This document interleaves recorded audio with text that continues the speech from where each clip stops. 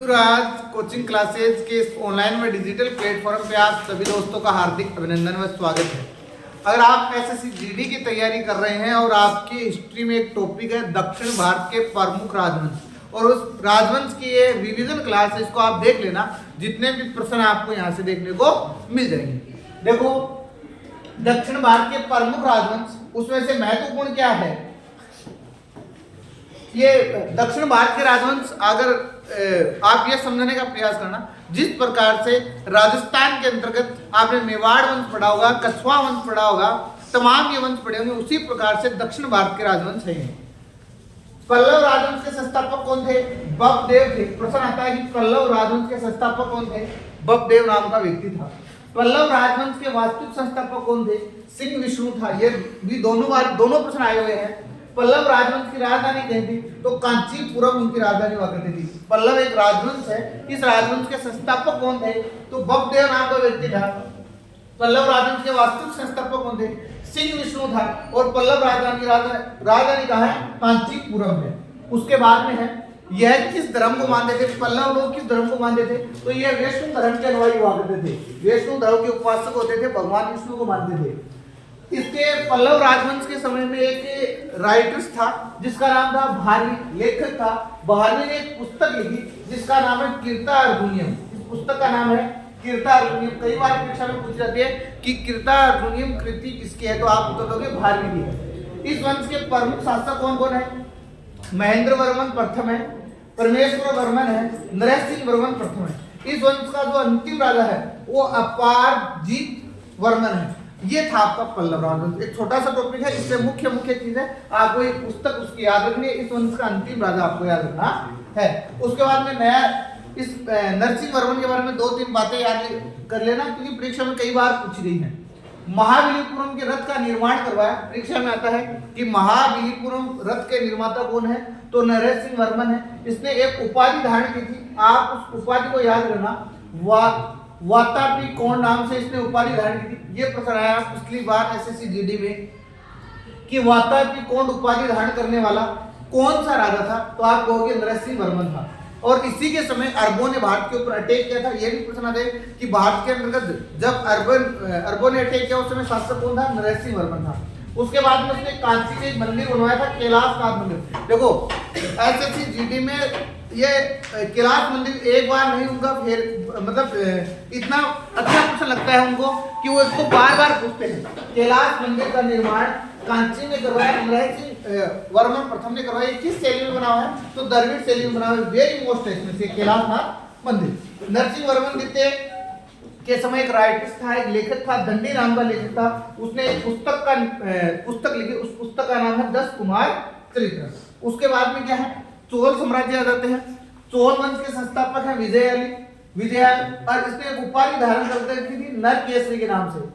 प्रश्न आएगा कि नरकेसरी उपाधि धारण करने वाला राजा कौन है, तो आप आराम से बता दोगे को। उसके बाद इन्होंने राजधानी कहाँ बनाई? तंजौर में बनाई।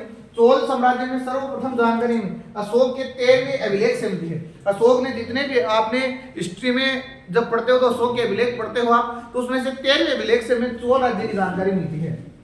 इसके बाद में क्या है?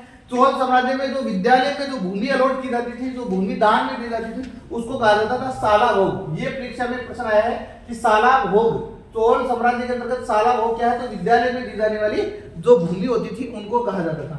उस समय एक तमिल महाकाव्य में लिखा शिल्पा कादिरम। ये कई बार आता है कि शिल्पा कादिरम का संबंध किस वंश से? तो आप कहोगे चोल वंश से। इसको लिखा किस व्यक्ति ने था?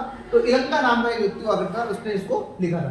चोल काल में धनी भूस्वामियों को, ये एसएससी जीडी में प्रश्न आया हुआ है कि चोल काल में धनी जो भूस्वामी होते थे उनको क्या कहते थे? मूवी देवलीन और अर आयात के नाम से उनको संबोधित किया जाता, अर्थात जाना जाता था। ये वेरी मोस्ट है। ये बात भी मैंने जितनी बातें स्लाइड में लिखी है सारी अति महत्वपूर्ण है। उसके बाद में क्या है कि तंजौर में एक मंदिर है, राजेश्वरी मंदिर। इस मंदिर के निर्माता कौन है? राजा राज प्रथम है। यह मंदिर किस भगवान को समर्पित है? तो भगवान शिव को समर्पित है। कई बार आता है तंजौर का मंदिर किस भगवान को समर्पित है, तो आप उत्तर दोगे शिव को समर्पित है। चोल साम्राज्य का सर्वाधिक विस्तार राजेंद्र प्रथम के समय हुआ था। मतलब उस समय राजेंद्र प्रथम एक ऐसा व्यक्ति था जिसके समय चोलों का खूब लंबा एरिया में उसका विस्तार हुआ। साम्राज्यवादी विस्तार की नीति इसने ही अपनाई थी। उसके बाद में राजेंद्र प्रथम ने पाल वंश का एक राजा था महिपाल, उसको मार गिराया और उसको मारने के बाद में गंगी कोण चोल की उसने उपाधि धारण की थी और गंगी कोण चोल पुरम उसने राजधानी बनाई थी। ये प्रश्न आया था एसएससी में कि महिपाल को राजेंद्र प्रथम ने महिपाल को पाल वंश के राजा को हराने के बाद में कौन सी उपाधि धारण की, तो आप आराम से बता दोगे। चोल वंश का जो अंतिम राजा था वो था राजेंद्र तृतीय। ये था, मैंने आपको पाल वंश पढ़ाया, मैंने आपको चोल साम्राज्य पढ़ाया। इसके बाद में दक्षिण भारत के प्रमुख राजवंश में से एक और राजवंश आता है, वो कौन सा होता है? चोल साम्राज्य में जो भूमि कर था वो 1/3 था। आपको ये मतलब डिटेल से पढ़ना है, सिर्फ प्रतियोगी परीक्षा के लिए चीजें है ये। चोल काल में सोने के सिक्कों को क्या कहा जाता था? प्लुंग कहा जाता था, ये वेरी मोस्ट है। चोल का बंदरगाह था, बंदरगाह तो बहुत सारे थे चोल साम्राज्य में, लेकिन कावेरी पट्टनम नाम से एक बंदरगाह था जो बहुत प्रसिद्ध था। चोल काल का सांस्कृतिक निचोड़ नटराज प्रतिभा को कहा जाता है, जो आप कभी प्रतिभा को आपने बहुत बार देखा भी होगा। भारतीय इतिहास में नौसेना शक्ति को मजबूत, ये प्रश्न आया एसएससी जीडी में कि भारतीय जो नौसेना है उसको मजबूत करने वाला वंश कौन सा है, तो आप कहोगे चोल राजवंश है। उसके बाद में है आपका राष्ट्रकूट वंश। राष्ट्रकूट वंश के संस्थापक कौन है? धनती, ये बच्चा जानता है जो प्रतियोगी परीक्षा की तैयारी करता है। राजधानी कहाँ बनी? मनकेर नाम स्थान से बने, या इसको मनखेक भी कहा जाता है। धनती ग्रुप के उत्तराधिकारी कौन थे? कर्ण फर्स्ट हुआ करते थे, उसने एलारो की प्रसिद्ध कैलाश मंदिर का निर्माण करवाया था। इसके बाद में है कि धुरु प्रथम ने कन्नौज को त्रिपक्षीय, हिस्ट्री का सबसे जबरदस्त पार्ट है त्रिपक्षीय संघर्ष। इसको आप अगर खुद पढ़ना चाहो तो पढ़ लेना, और मैं इसके ऊपर एक वीडियो और अपलोड कर दूंगा। यह राष्ट्रवंश का प्रथम शासक था। धुरु को ही धारवर्ष के नाम से संबोधित किया जाता है। धारवर्ष का उत्तराधिकारी है गोविंद थर्ड। और अमोद वर्ष एक ऐसा राजा था जिसने जैन धर्म को अपनाया था, जैन धर्म को अपनाने वाला राजा था ये।